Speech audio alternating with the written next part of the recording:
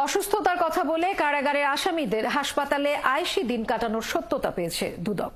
সকালে পিজি হাসপাতালে চলা অভিযানে এই অভিযোগের সত্যতা মেলে। দুদকের অভিযোগ, টাকার বিনিময়ে হাসপাতাল কর্তৃপক্ষকে অনেক আসামিকে অবৈধ সুবিধা দিচ্ছে। এদিকে অবৈধ সম্পদ অর্জনের অভিযোগে সাবেক শিক্ষামন্ত্রী দীপু মনি ও তার স্বামীর বিরুদ্ধে মামলা করেছে দুদক। আরও জানাচ্ছেন জেমসন মাহবুব। বিভিন্ন মামলার আসামিরা অসুস্থতার নাম করে হাসপাতালে ভর্তি হয়ে ভিআইপি সুবিধা পাচ্ছেন, এমন অভিযোগে সকালে পিজি হাসপাতালে অভিযানে যায় দুদক।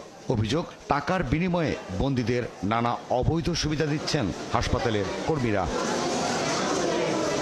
অভিযানে ক্যাসিনো কাণ্ডে গ্রেপ্তার যুবলীগ নেতা ইসমাইল হোসেন চৌধুরী সম্রাটের হাসপাতালের আইসি জীবন ধারণের সত্যতা পায় দুদক। ক্যাসিনো কাণ্ডে গ্রেপ্তারের পর ৩২ মাস কারাভোগের প্রায় অর্ধেকটা সময় পিজি হাসপাতালের কেবিন ব্লকে রাজকীয় সুবিধা পেতেন সম্রাট।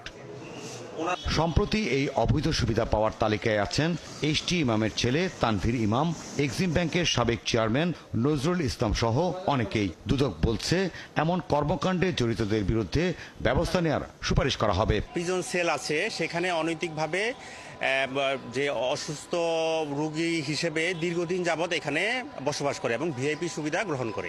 তারা নিয়মের ব্যত্যয় ঘটিয়ে সেই এখানে প্রিজন যে সেল আছে সেখানে তারা ভর্তি না হয়ে সরাসরি তারা সিসিইউতে আইসিইউতে তারা ভর্তি থাকে এবং সেটা বছরের পর বছর। এরকম আমরা ২-৩টা তথ্য আমরা পেয়েছি।